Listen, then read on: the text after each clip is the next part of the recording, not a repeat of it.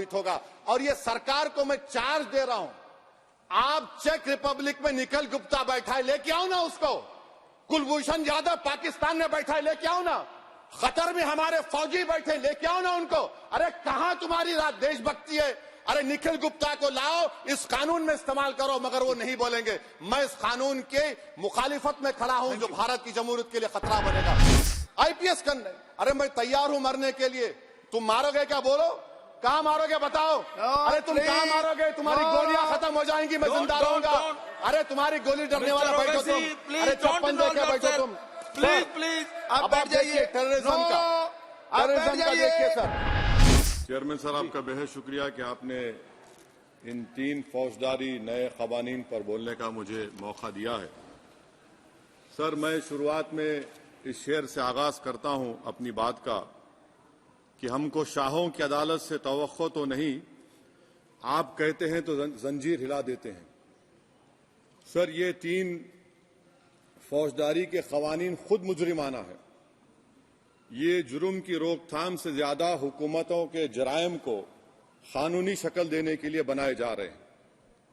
अब तरफे तमाशा यह है सर कि पिछले सेशन में मोदी हुकूमत ने जन विश्वास बिल 2023 को, जिसमें 183 प्रोविजंस और 43 कवानीन थे इम्प्रिजनमेंट के, उसको निकालकर फाइन में तब्दील कर दिया। उसमें ड्रग्स एंड कॉस्मेटिक्स एक्ट को भी तरमीम की गई और सजा के बजाय सबस्टैंडर्ड ड्रग्स के लिए आपने फाइन ला लिया। तो मैं ये बोलना चाहूंगा सर कि सबस्टैंडर्ड ड्रग्स के मैन्युफैक्चर के लिए आपने जेल के बजाय फाइन उसमें तब्दील कर दिया तरमीम करके। तो ये जरूरी है बोलना इस ऐवान में कि जन विश्वास के नाम पर आपने इस सबस्टैंडर्ड ड्रग्स से आवाम को खतरे में डाल दिया। अब आप डीक्रिमिनलाइजेशन की बात करते हैं, जहां पर कंपनीज को सजा देना था वहां पर आपने नहीं किया, फाइन में तब्दील कर दिया। और जो कवानीन नॉन वायलेंट क्राइम्स हैं, सेडेशन, डिफेमेशन, उसको आपने इस नए क्रिमिनल लॉ में ला लिया।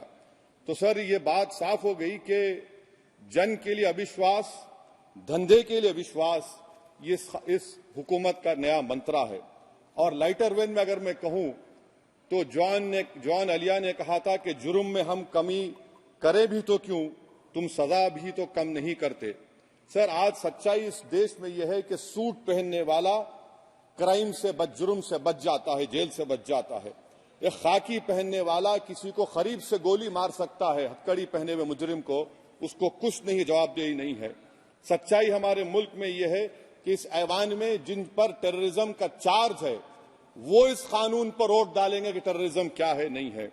सर, मुझे ये कहने की इजाजत दीजिए कि अगर आज भगत सिंह को और मोहनदास करमचंद गांधी को ये 3 कवानीन बनाए जाते तो भगत सिंह और मोहनदास करमचंद गांधी कहते कि रोलट एक्ट है, ये 3 कवानीन रोलट एक्ट है।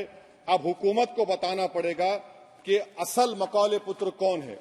सर, सच्चाई यह है कि इस मुल्क के गरीब, दलित, मुसलमान, आदिवासी, इनके लिए जिंदगी से बड़ी कोई सजा नहीं है। और क्या जुर्म है पता ही नहीं इनको। सर, अगर हमको रिफॉर्म करना था, इस्लाह करना था, तो हमको उन प्रोविजंस को निकालना था जो हुकूमत और पुलिस को मनमानी करने की इजाजत देती है। हमको वो प्रोविजंस को निकालना था कि जो मंत्रियों को और पुलिस को ये मौका मिल जाता है लोगों को सालों जेल में रखने का, उन पर कोई जुर्म पर साबित नहीं होता। हमको ये करना चाहिए था कि जो प्रोसिक्यूटर होता है वो फैब्रिकेटेड एविडेंस डालकर ताकतवरों को अपनी ताकत की बुनियाद पर उनको छूट दे देता है। हमने वो काम नहीं किया। आज हमारे वतन अजीज भारत में सबसे ज्यादा अंडर ट्रायल अगर कोई है जेलों में तो मुसलमान, दलित, आदिवासी हैं। सर, इनका कन्विक्शन रेट देख लीजिए आप। एनसीआरबी का डेटा है 2017 से 21 का, 20% अंडर ट्रायल मुसलमान है, 16% कन्विक्शन है और मुसलमानों की आबादी 14.2% है। प्रिवेंटिव डिटेंशन ले लीजिए, जिसको इस्तेमाल किया जाता है जुडिशियल प्रोसेस को सबवर्ट करने के लिए और फेयर ट्रायल को सबवर्ट करने के लिए। आज भारत की जेलों में 30% डेटेन्यूज मुसलमान हैं। उत्तर प्रदेश में 2017 में 33% मुसलमान डेटेन्यूज थे। आज 83.9% उत्तर प्रदेश की जेलों में मुसलमान डेटेन्यूज है। सर एक और मिसाल दे रहा हूं, CSDS की रिपोर्ट है, थिंक टैंक है बहुत बड़ा, जो कहता है कि they have found substantial prejudice against Muslim the police force. Bihar, Maharashtra, Uttarakhand, Jharkhand, 2/3 of the surveyed police personnel believe that Muslims were more inclined to violence than members of the communities. ये empirical evidence है. इसी रिपोर्ट में कहा गया कि 35% जिन police के औहदेदारों का सर्वे किया गया, उन्होंने मॉब वायलेंस को नेचुरल करार दिया, खास तौर से उन केसों में जहां पर काउ स्लॉटर होता है. CJPAP का इन्वेस्टिगेशन रिपोर्ट है सर कि कोविड-19 के दौरान जिन लोगों 25% मुसलमानों का अरेस्ट किया गया था, ये बायसनेस नहीं है तो क्या है. मध्य प्रदेश में मुसलमान 7% के करीब है और 21% मुसलमानों का नाम सर FIR में डाल दिया गया था. सर प्रोजेक्ट 39 ने, नेशनल लॉ यूनिवर्सिटी ने उन लोगों का सर्वे किया जिन पर सजाए मौत दी गई. हैरत अंगेज बात यह है कि सर 76% बैकवर्ड क्लास, दलित और रिलीजियस माइनॉरिटी से ताल्लुक था. कितने दलित और STs डेथ रो पर हैं सर? महाराष्ट्र में 50%. कितने मध्य प्रदेश में है सजाए मौत के? 36% दलित और आदिवासी. कर्नाटका में 36%, बिहार में 31%, झारखंड में 30%, गुजरात में 19 लोग जो सजाए मौत के इंतजार में हैं, 15 मुसलमान हैं. केरल में 60% जो सजाए मौत के मुलजिम है रिलीजियस माइनॉरिटीज है. सर आखिर इस देश में कब तक ये चलता रहेगा कि अनस्पोकन रिजर्वेशन उन लोगों के लिए उनके पास पूरा पॉलिटिकल पावर है और एक अनस्पोकन रिजर्वेशन है दलित, मुसलमान, आदिवासियों के, इनको जेल में रहना पड़ता है. कि आखिर ये कैसे मुमकिन है सर कि आलाजात के जो अक्सरियती तबके के लोग हैं उनके पास सियासी ताकत है, माशी ताकत है, सोशल ताकत है और मुसलमान और दलित आदिवासी जेलों में पड़े रहते हैं. अरे अगर आप 3 कानून लाकर इस्लाह कर रहे हैं तो कौन सा इस्लाह है? आप तो ताकतवरों का रिफॉर्म कर रहे हैं, गरीबों को इससे क्या फायदा हो रहा है? तो जैसा अंग्रेजी में कहा गया था कि the cure is dangerous than the disease. Sir अब आप आ जाइए BNSS पर, क्लॉज 187 डिटेंशन का पीरियड देख लीजिए सर 187(3) में, यानी 15 दिन से ज्यादा आपको मुश्किल है प्रेजेंटली. अब आपने प्रोविजन दे दिया कि 90 दिन तक आप कभी भी 5 दिन का, 6 दिन का, 10 दिन का, यानी 90 दिन तक किसी को बेल नहीं मिलेगी. और हैरत अंगेज बात यह है कि UAPA के कानून में जिसको जेल में डाला जाता है UAPA में, 30 दिन के बाद एक सुपरिटेंडेंट ऑफ पुलिस को कोर्ट में एफिडेविट देना पड़ता है कि क्यों आप पुलिस कस्टडी ले रहे हैं जेल से. आपने वो भी निकाल दिया.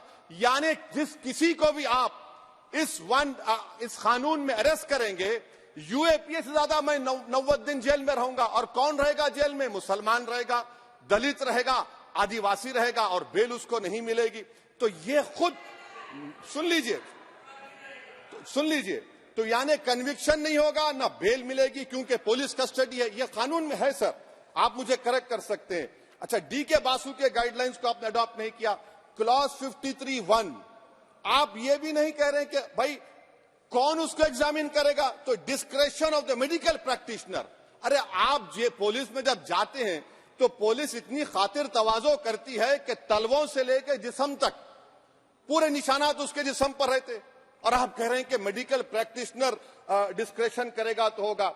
अब आप आ जाइए सर इसके ऊपर, आपको बता रहा हूं सर. अब आप देखिए क्लॉज 187 तो आपके सामने जिक्र कर दिया मैं सर. अब आप देखिए क्लॉज 472 मर्सी पिटीशन, आर्टिकल 79 और 161 का कॉन्स्टिट्यूशन का हिस्सा है, और ये आप कानून लाकर कहती हैं कि उसकी तरफ से मर्सी पिटीशन डालेगा तो convict, legal heir, other relative. Sir जो सजाए मौत काटेगा वो तो आधा पागल हो जाता है जेल में. आप थर्ड पार्टीज को मौका नहीं दे रहे. ये कौन सा इंसाफ है बताइए आपका? ये कौन सा इंसाफ है आपका? और फिर सर आप ये बताइए कि थर्ड पार्टीज को बाहर कर रहे हैं. अच्छा, कितना टाइम आप दे रहे हैं? कितना टाइम आप दे रहे हैं कि सुप्रीम कोर्ट के रिजेक्शन ऑफ SLP के बाद 30 दिन और गवर्नर के रिजेक्शन के बाद 60 दिन. ये कैसा इंसाफ होगा सर? सुप्रीम कोर्ट ने कहा कि multiple mercy petitions can be filed, आपने उसको भुला दिया. अच्छा सर, अब आप एक और बात देख लीजिए. क्लॉज 479 में ये कहते हैं कि अगर कोई डिटेंशन पीरियड अपना 1/2 ऑफ द क्राइम जो ऑफेंस का पूरा कर लिया तो उसको बेल मिलेगी. आप तो उसको और खतरनाक कर दी है। आप ये कहते हैं, उसमें ये कहते हैं सर, यहां पर आपने कह दिया क्लॉज 187 में, सॉरी सर, ये डिटेंशन मल्टीपल क्लॉज 479 में अगर एक से बढ़ के ज्यादा ऑफेंस होगा या ऑफेंस होगा लाइफ इम्प्रिजनमेंट का या पेंडिंग होगा तो उसको बेल नहीं मिलेगी। अरे हम तमाम तो ऋषिकांत दुबे, आप पर जब केस लगा, आपने कहा कि आपकी गाड़ी पर हमला हुआ, मैं जानता हूं, आप पर तो एक सेक्शन नहीं लगा, कई सेक्शन आप पर लगा दिए गए, तो फिर मुझे बेल नहीं मिलेगी। ये क्या कर रहे हैं आप, किस लिए कर रहे हैं आप अंदाजा भी लगा रहे भाई आज आप वहां बैठे, कल आएंगे इंशाल्लाह, फिक्र मत करिए। पावर इटर्नल नहीं होता, ये तो कुदरत का निजाम है कि जो गंदगी करता है तो उनके लिए किसी और को मौका मिलता है, मगर आपको आना पड़ेगा एक दिन। आप ये गंदगी कर रहे हैं। अच्छा सर, ये बताइए कि हमने आप किसको कितना पर्सन्स वर पेंडिंग प्रोसीडिंग्स इन मोर देन वन ऑफेंस, और चार्जशीट में कई आते हैं। यानी जब हम पर केस बुक होता है सर तो फूल का गुलदस्ता आता है, हर सेक्शन होता है उसमें, तो मुझे बेल नहीं मिलेगी। तो ये एक बात है सर। फिर आप आ जाइए सर, मैं आपको बताना चाहूंगा सर, यहां पर आपको, सॉरी सर ये इतना बड़ा बिल है। फिर आप टेररिज्म पर सर, बीएनएस का टेररिज्म सर, ये बड़ा ही डेंजरस आपने खतरनाक आपने काम किया है। इससे दहशतगर्दी का मुकाबला नहीं होगा, सिविल लिबर्टीज खतरे में पड़ जाएंगे। और सबसे बड़ी बात तो यह है सर, इसमें आपने नोटिफाई करेंगे किसी को टेररिस्ट, कोर्ट क्यों नहीं करेगा, पुलिस वाला कैसे करेगा मुझे टेररिस्ट नोटिफाई, किसी ऑर्गेनाइजेशन को टेररिस्ट घोषित कर देंगे। तो ये खुद सेपरेशन ऑफ पावर्स का वायलेशन है, जुडिशियल इंडिपेंडेंस का वायलेशन है और इंदिरा गांधी वर्सेस राजनारायण केस का वायलेशन है। तो ये मोदी सरकार जुडिशरी के पावर्स को छीनकर खुद जज जूरी एग्जीक्यूशन बन रही है। किसी शायर ने बड़ा अच्छा कहा था सर, वही कातिल वही मुखबिर वही मुंसिफ ठहरे। सर मैंडेटरी वीडियो रिकॉर्डिंग आपने कहा कि जिस जगह पर इस प्लेस पर सर्च होता है वीडियो रिकॉर्डिंग की, मैं ये कहता हूं कि जब मेरा अरेस्ट होगा वीडियो रिकॉर्डिंग करिए, क्यों नहीं करते आप?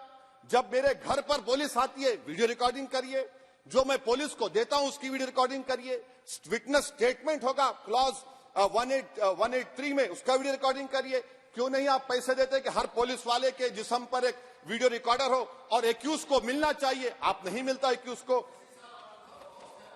हाँ आपको नहीं है, मैं जानता हूं। क्लॉज 250 और 262 सर इनकंसिस्टेंट है। तो क्लॉज 250 में 60 डे टाइम लिमिट है डिस्चार्ज के लिए।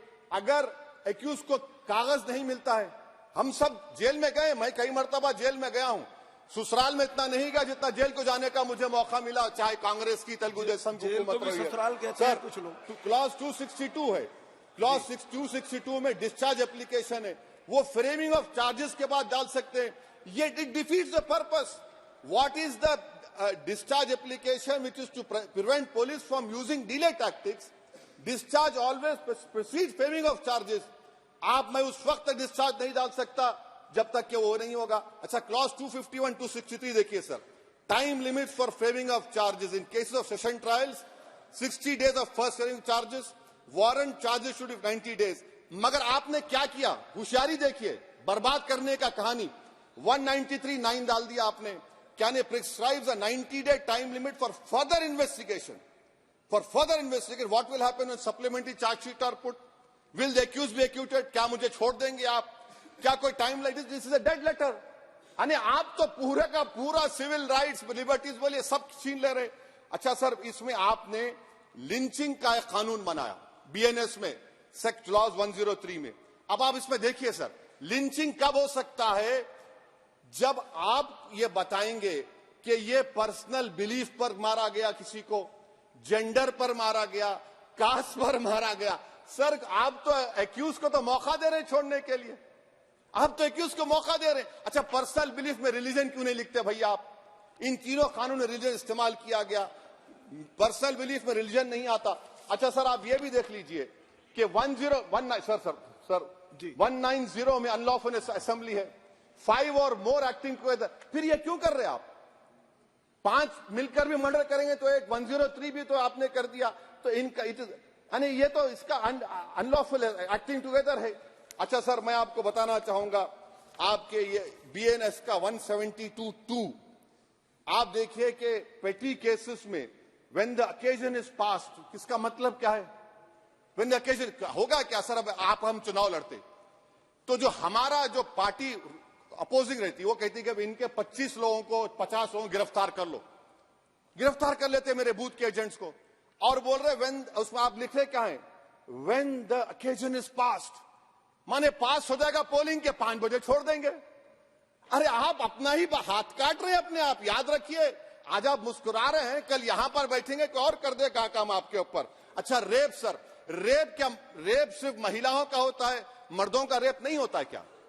आपका प्रोविजन नहीं है क्या? स्टॉकिंग नहीं होती है मर्दों की? अच्छा जस्ट होता है सर, आप हंस रहे हैं, होता है, होता है। आपकी हंसी इस बात का इकरार है कि आप जानते हैं किसका हुआ है। तो justice JS Verma sir, justice JS Verma का जेंडर न्यूट्रल बनाइए। अच्छा क्लॉज 69 को, क्लॉज 69 लव जिहाद आ गया। देखिए सर, क्लॉज 6 लव जिहाद आ गया, उसमें बियॉन्ड रीजनेबल डाउट प्रूव ही नहीं कर पाएंगे आप। अब उसमें क्या बताना पड़ेगा? सप्रेसिंग आइडेंटिटी, यानी अगर कोई महिला मोनू मानेसर चोमू चंडीगढ़ से इश्क करती है, बाद में उसको मालूम होता है कि वो मानेसर का नहीं है, चंडीगढ़ का नहीं है, तो क्या क्लॉज 69 एक्शन में आएगा? आप बताइए कि अच्छा अगर कोई ये कहेगा कि मेरा नाम, कुछ नाम है, कई कुछ नाम होता है जो कॉमन नाम होता है मुसलमानों में, दीगर मज़ाहिब में, तो क्या वो सेक्शन अप्लाई होगा? ये क्या आप कर रहे हैं? अच्छा आपने अडल्ट्री को निकाल दिया, आपने होमोसेक्सुअलिटी को निकाल दिया, तो ये कंसेंशुअल सेक्सुअल रिलेशन जो 18-20 साल के ऊपर के लोगों में करते हैं, मैं इसका खिलाफ जरूर हूं मजहबी एतबार से, मगर आप क्यों उनकी ऑटोनॉमी को रोकना चाहते हैं? अच्छा सर, सेक्शन क्लॉज 1093 बीएनएस का, आपको it does not require knowledge और intention part of person facility commission organise crime. ये मैं 5 मिनट दीजिए सर। सर बीएनएस का आप सेडेशन पर देख लीजिए, सेडेशन को आपने दोबारा ला लिया, लफ्ज सेडेशन इस्तेमाल नहीं किया आपने। 3 साल से 7 साल आपने सुप्रीम कोर्ट को अंडरटेकिंग दी थी कि प्रोविजन नहीं लाया जाएगा। तो चेयरमैन सर, यहां पर हिंदी के एक बहुत मशहूर कवि का वो शेर मुझे याद आ रहा है, मैथिली शरण गुप्त का, कि राज्य को यदि हम बना लेंगे भोग तो बनेगा वो प्रजा का रोग, फिर कहूं मैं क्यों ना उठकर हूं आज मेरा धर्म राजद्रोह। कार्ल मार्क्स ने कहा था sir, history repeats itself first as a tragedy, second as a farce. आप क्लॉज 195(1)(d) देखिए, it criminalises the making of publication of false and misleading information jeopardising sovereignty integrity of India. Vague है, यानी जो कोई भी पत्रकार investigative journalism लिखेगा आप उसको इस्तेमाल कर लेंगे और जेल की सलाखों में उसको डालकर आप सड़ा देंगे। सर मैं आपको और एक बात बताना चाहूंगा कि रैश एंड नेग्लिजेंट एक्ट जो आईपीसी में था 2 साल थे, 304, आप उसको बढ़ाकर 5 साल कर दिए 1061 में, बीएनएस 1 में। और rash and negligent driving 304 IPC में था 2 साल की सजा, आपने 10 साल कर दिया। ये क्रिमिनल जुरिस्प्रूडेंस का हिस्सा नहीं है। अच्छा क्रिमिनल ऑर्गेनाइजेशन, उत्तर प्रदेश में यूपी गैंगस्टर एक्ट में एक चार्जशीट में गैंगस्टर एक्ट लगता। सर आप बताइए फिर यूएपीए का क्या होगा, पीएमएलए का क्या होगा, महाराष्ट्र मको का क्या होगा, गुजरात के कोका का क्या होगा? आप ये सब कानून रख रहे हैं और एक पुलिस वाले को आप ये तमाम कानून की इजाजत देंगे? याद रखिए, जिंदगियां बर्बाद करने का काम आप कर रहे हैं और सबसे बड़ा इसका नुकसान होगा। किसका नुकसान होगा? दलितों का, मुसलमानों का, आदिवासियों का। और वो पॉलिटिकल पार्टीज जो कल आज सत्ता में है, कल नहीं रहेंगे, वो बदले की भावना से काम करते हैं। सर मुझे पुलिस ने पीटा सर, 1999 22 दिसंबर को मेरे सर पर 20 टाके लगे, पीठ से लेकर पैर तक मारा गया। आपको मालूम सर क्या हुआ? तेलुगु देशम की सरकार थी, उन्होंने उन दोनों पुलिस वालों को जिन्होंने मुझे मारा था उनको आईपीएस कन्फर कर दिया। आईपीएस अरे मैं तैयार हूं मरने के लिए, तुम मारोगे क्या? बोलो कहां मारोगे बताओ? अरे तुम कहां मारोगे? तुम्हारी गोलियां खत्म हो जाएंगी, मैं जिंदा रहूंगा। अरे तुम्हारी गोली डरने वाला बैठो तुम, अरे चप्पन देकर बैठो तुम। प्लीज आप बैठ जाइए। टेररिज्म का देखिए सर, आप बैठ जाइए प्लीज। यूएपीए का सर मैं खत्म कर, टेररिज्म उनको रोकिए sir. Okay please sit down. हाँ तुम गोली मार सकते, सस्पेंड नहीं कर सकते और कुछ नहीं कर सकते सर। टेररिज्म का डेफिनेशन में आप देखिए, यूएपीए का सेक्शन 16 यूएपीए का सेक्शन 16 क्लॉज 113 में आ गया, यूएपीए का सेक्शन 15 क्लॉज 131 में आ गया, देख लेंगे उसको, देख लेंगे। यूएपीए का आपत्तिजनक अंश निकाल दिए जाएंगे। यूएपीए का प्लीज, क्लॉज प्लीज। 18 113(4) में आ गया, यूएपीए का क्लॉज 18 113(3) में आ गया, यूएपीए का क्लॉज 20 113(5) में आ गया, यूएपीए का सेक्शन 19 113(6) में आ गया। अरे भाई साहब, फिर क्या बचा है? आप यूएपीए से, मकोका से, गुजरात कोका से पीएमएलए सब ला लिए। तो स्पीकर सर, मैं अपनी बात को खत्म करने से पहले मैं उम्मीद कर रहा था कि मैंने वजीर दाखिला का एक स्टेटमेंट सुना था अमित शाह साहब का कि जब गुजरात के होम मिनिस्टर थे तो उन पर जुल्म किया गया, उनको दबाया गया। मगर हम ये समझ रहे थे कि जिस शख्स पर नाइंसाफी हुई है, जो वो क्लेम कर रहे हैं, तो कम से कम वो दूसरों से नाइंसाफी तो नहीं करेंगे। आप क्या कर रहे हैं? अरे ऐसे हजारों लोग हैं जिन पर जुल्म हो रहा है, ना उनके पास दलील है, ना उनके पास वकील है, ना उनके पास आजादी है। तो ये तीन सर मैं आखिर एक लव ये तीनों कवानीन हमारे मुल्क की जमहूरियत के लिए, इन गरीब तबकात के लिए नुकसानदेह साबित होगा। और ये सरकार को मैं चार्ज दे रहा हूं, आप चेक रिपब्लिक में निखिल गुप्ता बैठा है, लेके आओ ना उसको। कुलभूषण यादव पाकिस्तान में बैठा है, लेके आओ ना। कतर में हमारे फौजी बैठे, लेके आओ ना उनको। अरे कहां तुम्हारी देशभक्ति है? अरे निखिल गुप्ता को लाओ, इस कानून में इस्तेमाल करो। मगर वो नहीं बोलेंगे। मैं इस कानून के मुखालिफत में खड़ा हूं जो भारत की जमहूरियत के लिए खतरा बनेगा। शुक्रिया सर।